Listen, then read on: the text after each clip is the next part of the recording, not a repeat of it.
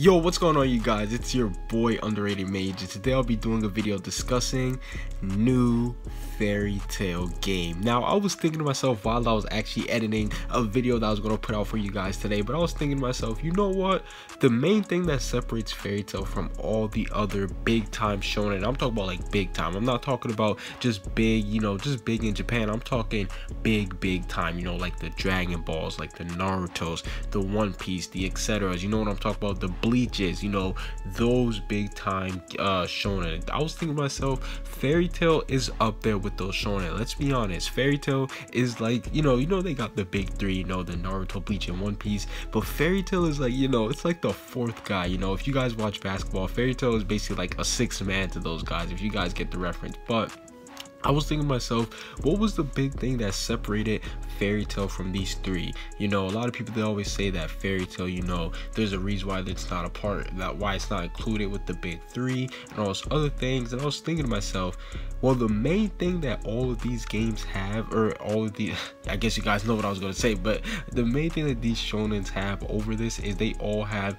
video games. Now, Bleach is probably like the only one that doesn't have like a Smash Mouth video game series like the other three have, but nonetheless, it's all three of these shonens, they do have video games. I know some of you guys might be thinking, wait, but Fairy Tail does have video games. But when I mean video games, I'm talking about big video games. I'm talking about big time video games that got released over here in the States, that are actually like on current generation.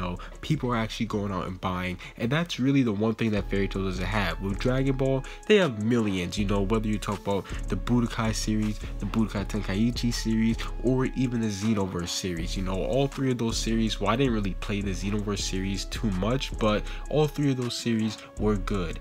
And then with Naruto, you got like Naruto Ninja Council, you got Naruto Ultimate Ninja, you got Naruto Ultimate Ninja Storm, the list goes on. And One Piece is even starting to heat up. They have One Piece Burning Blood, they got One Piece, I forgot what the other ones are called, but yeah, One Piece, it has its fair, One Piece is finally starting to kick up. Bleach, I remember it had some PSP games here and there. I can't remember the name of it, but they were actually pretty fun to play, I'm not gonna lie. I remember having the demo way back in the day. But yeah, Fairy Tail, here are the games. I'm gonna go through the games that Fairy Tail does have, and the problem, you guys are gonna see a problem.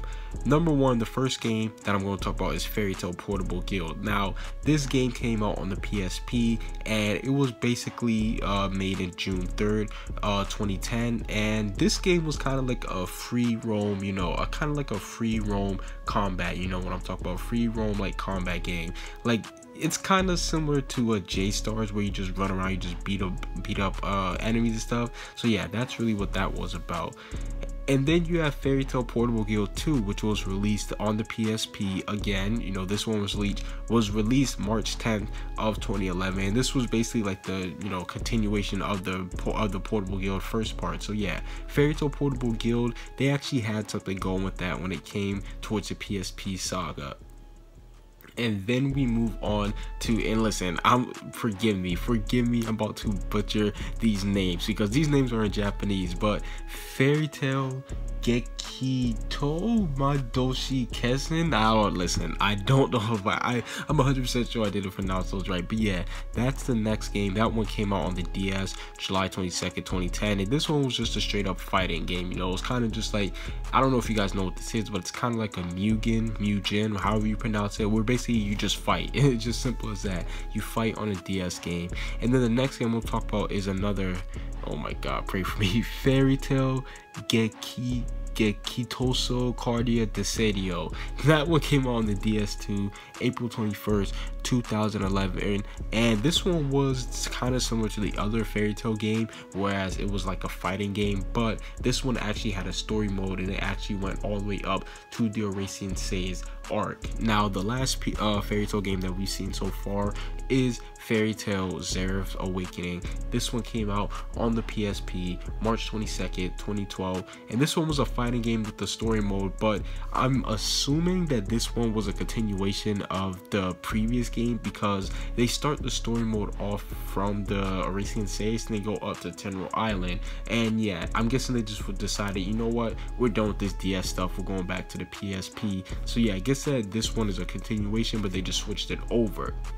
Now, if you guys heard, there are multiple problems with me reading off those recent Fairy Tail, or not recent, but there's multiple problems with these Fairy Tail games. Not only the name, that name is a huge problem. I mean, Gekidoko Masuken blah blah, that can't be a household name. Like, you gotta have something catchy. But no, in all seriousness, the main problem that these things have, there's a couple problems. Number one, they're released on handheld consoles. Listen, there's nothing wrong with handheld consoles. I think that they're dope. You know, they're portable and they're more easier to play. But let's be honest, you can't have a Smash, like, you gotta get that on a PS4, Xbox One, hell, even a Wii U, or at this point a Switch. Like, you can't have games only releasing on portable console, you know, handheld console. That's just not gonna work. You know what I'm saying? You gotta release it on the big dogs. That's where you're gonna make a name for yourself. So yeah, the number one problem is they basically release them only on handheld consoles, and there are no like Xbox, no PS4s, or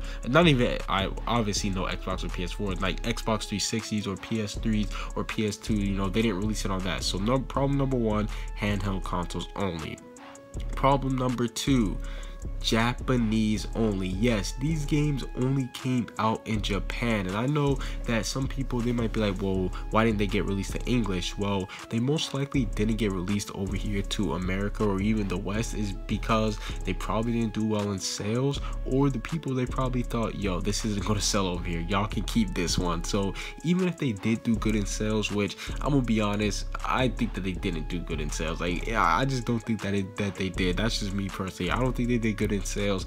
Number one, because these games came out like relatively early, according to like when Fairy Tail first started, because Fairy Tail started in what, 2007, 2008, and then like 3 years later already had a game. So that's a little bit crazy, but nonetheless, these games stayed over in Japan. Now, if it was up to me, I'm gonna actually give you guys a little breakdown on how I can see a Fairy Tail game going. I'm gonna go through 3 parts. I'm gonna go through story mode, character roster, and the type of game. Now, Fairy Tail, the story mode, this can go either way. Now, me personally, I believe if they want to make this like if they make a game, and if they want to make it like a like if they want to make it a series, kind of like the Ultra Ninja Storm series, then they will have to split up the story mode. You know, they will have to split it up and have it in, you know, they could have one part of the story mode where it starts from the beginning and goes all the way up to, I don't know, maybe the time skip or something, or maybe the Eraserhead says. You know, I think if they do decide to split it up, like if they decide to split up the story mode into separate games, if it's 2 games, I think they should go up to the time skip. You know, if it's multiple games, I don't really know where they could stop it. But yeah, that's the whole thing. The story mode, me personally, I think that if they want to make multiple games, they have to split it up, and a perfect place to split it up will be at the time skip. But if they do decide to have it all in one game, I think that would be, me personally, I would like it a bit more, because I think that it will be able to give the game more content if they had the story mode from the start all the way to the end. So yeah, the story mode, if they're gonna split the game up, then yeah, have two different games that have one end at the time skip.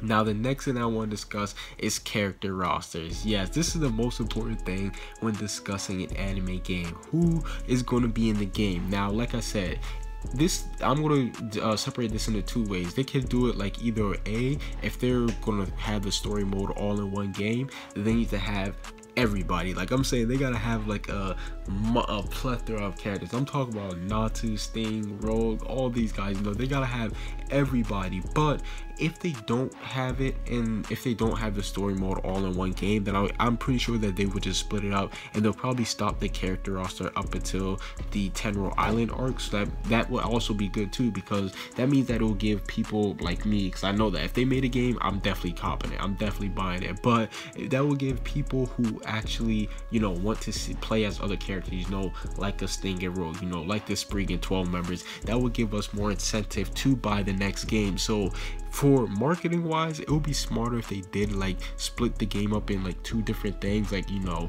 obviously if they have 2 different games, and because it will give us more incentive to buy the second one. But the most important thing when it comes to character creation, or I keep on giving away what I'm going to say next. The most important thing when it comes to a character roster nowadays, when it comes to anime games, is character creation. Yes, we see all these games are starting to hop on the wave, and really the first one that started was the Dragon Ball Xenoverse. Yes, we saw character creation, and let's be honest, everybody loves creating. There's something about creating a character, like it's just so cool, you know. You get it's like making your own person, and yeah, I just think that it's dope. So if they do have a character, well, I was about to say if they have a character roster, which obviously they're gonna have one. If they don't have a character roster, yeah, I don't see how we will play the game. But no, the character roster should have character creation, because that is what's popular right now. We see even the new Naruto game that's gonna come out, it's gonna have you create your own character. So yeah,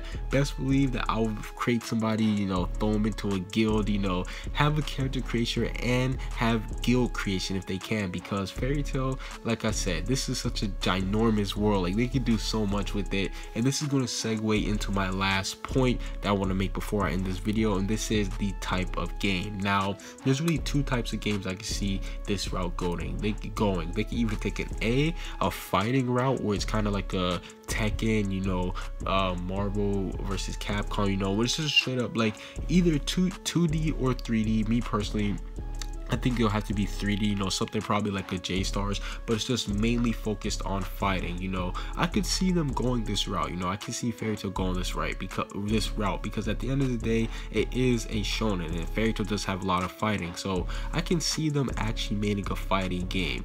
However, I think Fairy Tail would be better if it was a free roam. And what do I mean by that? I mean, if it was kind of similar to a Dragon Ball Xenoverse, like whereas you get to like see like the 3D perspective, and you get to like run around, you know, go out and do missions. Because Fairy Tail, you go, like, the concept of Fairy Tail is like guild, you know. Just imagine being able to team up, you know, going around accepting quests and stuff. So me personally, I believe that Fairy Tail should do something more of a free roam, something similar to a Dragon Ball Xenoverse if they do end up making a game, because it'll make Fairy Tail feel like, you know, it's kind of like bringing it to life, because Fairy Tail at the end of the day, it's about adventure. And if they have a game that has like an adventurous vibe to it, then it will perfectly fit Fairy Tail. But overall, that's basically it for this little video. If there is a Fairy Tail game, what do you guys expect from it? You know, make sure you guys like, comment, and subscribe if you are new. Yes, it's grind season. Like I said, it's time to chase the bag. It is grind season. Daily uploads for the rest of the year. But yeah, overall, that's basically it for this little video. Comment what you guys see down below. Subscribe if you haven't. Peace out.